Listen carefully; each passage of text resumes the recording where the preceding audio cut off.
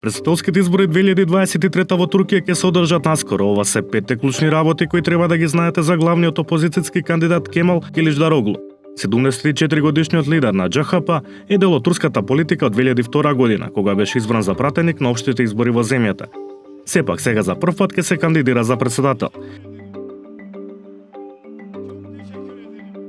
Киличдароглу се проби со кандидатурата за лидер на џХП откако во партијата изби скандал со видеоснимки.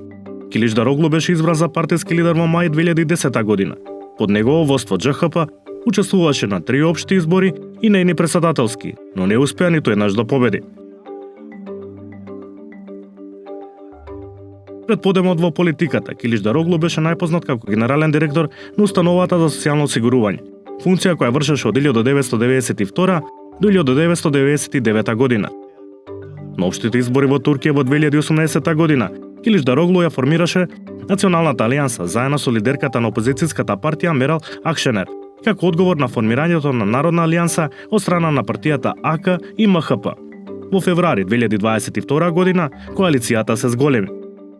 6 лидери на опозицијски партии: Акшенер од партијата ИИ, Ахмед Давутоглу од партијата Геледжек, Али Бабаџан од партијата Дева, Темел Карамала Оглу од партијата Саадат и Гултехин Улсайл од Демократската партија официјално ги издружија силите за да станат дел од коалицијата наречена Маса за шестмина.